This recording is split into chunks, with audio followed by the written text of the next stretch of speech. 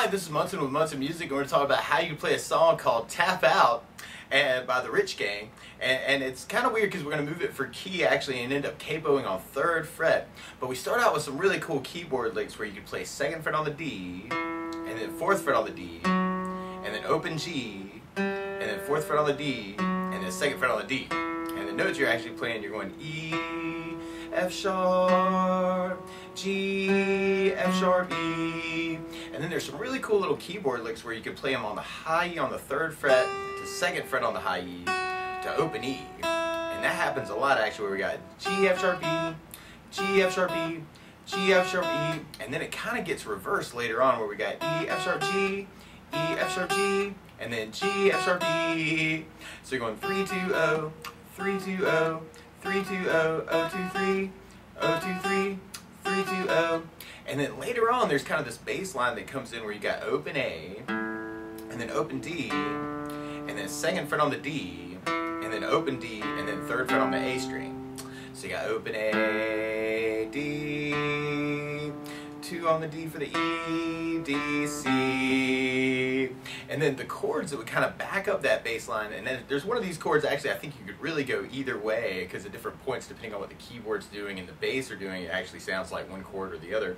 But we're going to start out on an A minor chord, and when we play A minor, first finger goes to the B string on the 1st fret, 2nd finger on the D string on the 2nd fret, and 3rd finger on the G string on the 2nd fret. And if you strum all those together, that sounds like A minor chord, and that's kind of what's getting backed up by that open A string. And then from the A minor, we're going to go to D major, and when we play D major, first finger is going to go to the G string on the 1st fret, 2nd finger on the high E string on the 2nd fret, and 3rd finger on the B string on the 3rd fret. And if you strum just the D, G, B, and E, kind of the skinny 4 strings, that'll get you a clear sound with that, and that's called D major. And then from the D major comes this chord that could be a G major or it could be an E minor, so we're going to talk about both. So we're going to start with kind of a G major version. The way you play G major, first finger is going to go to the A string on the 2nd fret, 2nd finger is going to go to the low E on the 3rd fret, and 3rd finger is going to go to the high E on the 3rd fret. And if you strum all those together, that sounds a G major, and it sounds really, really happy.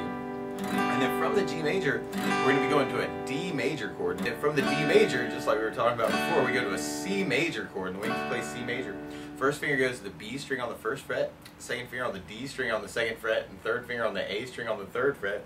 And if you strum all those together, that sounds a C major chord, and it sounds really, really happy. Now, like I said, the G major chord, actually, there's a good substitute for the G major chord. Or what I mean by chord substitute is they have share a lot of the same notes. Because the G major chord is playing G's and B's and D's. There's a chord where you play E's and G's and B's, and actually with that bass line on the E note, you might want to play an E minor instead. And the way you play E minor, first finger is going to go to the A string on the 2nd fret, 2nd finger on the D string on the 2nd fret, and if you strum all those together, that sounds like E minor chord, and it sounds really, really sad.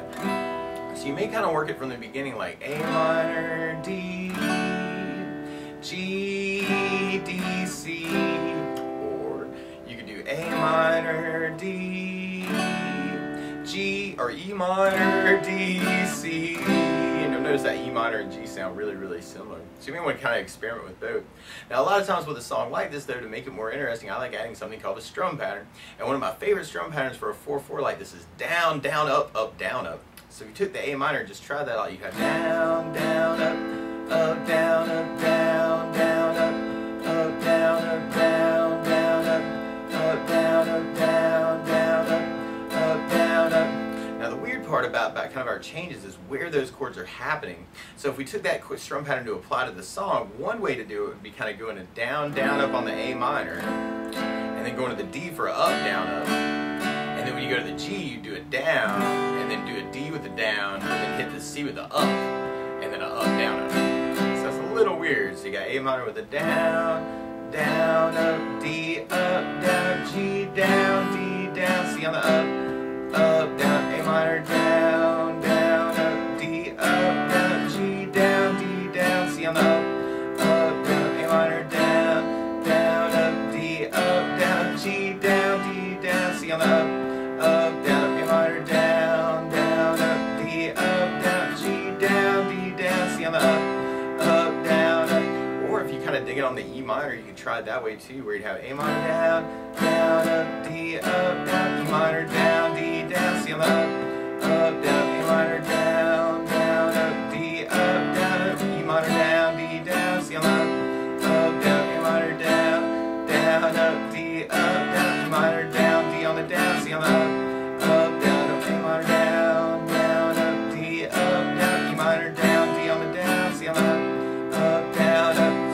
experiment with both of those.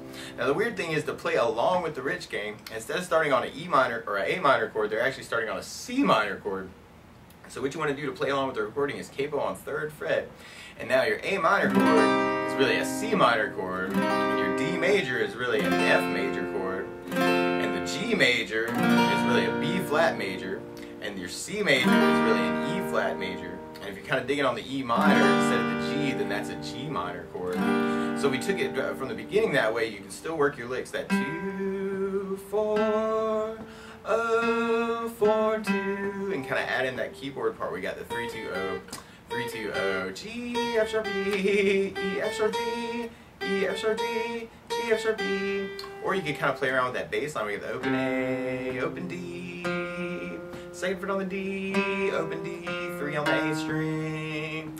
Or you could just kind of strum through it. So you got the A minor with the down, down, up, D, up, down, G on the down, D on the down, C on the up, down, A minor, down, down, up, D, up, down, G on the down, D on the down, C on the up, down, up. Or if you want to use that E minor instead, you have the A minor, down, up, D, up, down, G on the, or E minor on the down, D on the down, C on the up, down, A minor, down, down, up, D, up, down, E minor, down, E, D, then C, up, down, A minor, down, down, up, D, up, down, G on the down, D on the down, C on the up, down, A minor, down, up, D, up, down, E minor, down, D on the down, C on the up, down, up. So you notice they have a very similar sound, so you really kind of even go back and forth if you kind of dig that. Now something else I would think about adding to it is working off something called a 16th note strum pattern.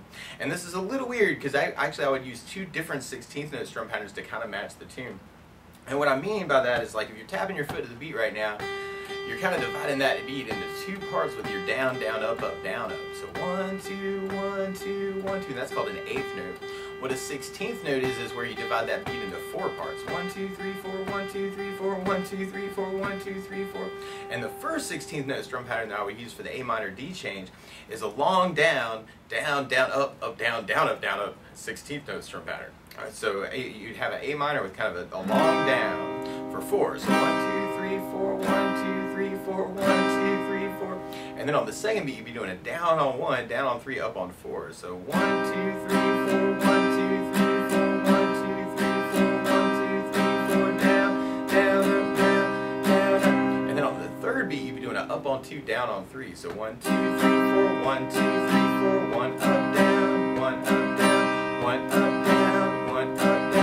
And then on the last beat, you'd be going down, up, right along with the 1, 2, 3, 4. So down, up, down, up, down, up, down, up, 1, 2, 3, 4, 1, 2, 3, 4. So all together, you got down, down, down, up, down, down, up, down, up, down, down, down, up, down, down, up, down, up, down, down, down, up, down, down, up, down, up.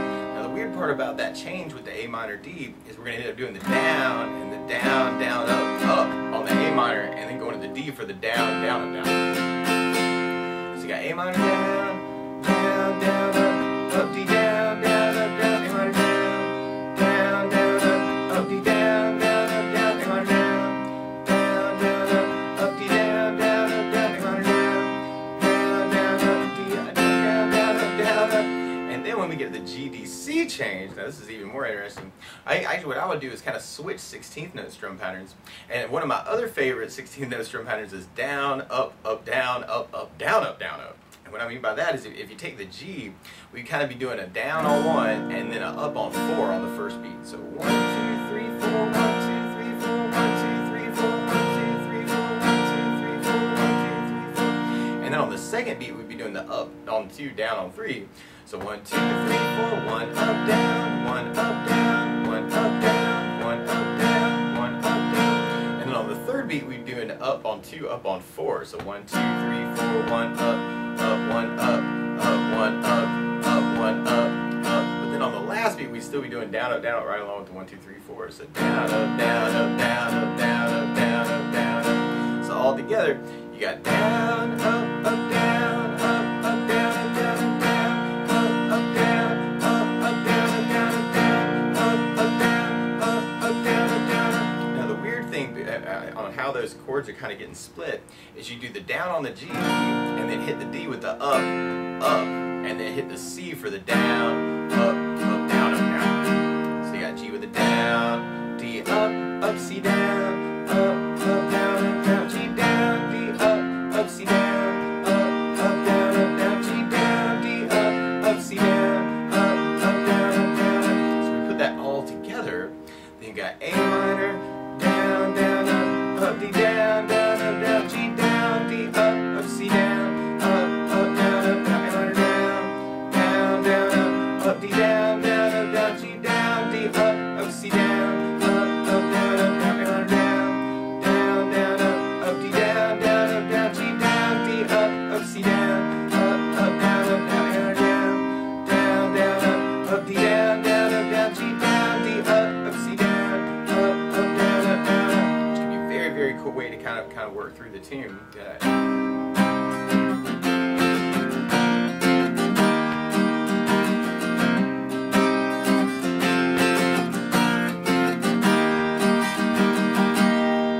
But that's the basics of how you can kind of strum through Tap Out by the Rich Gang. So good luck!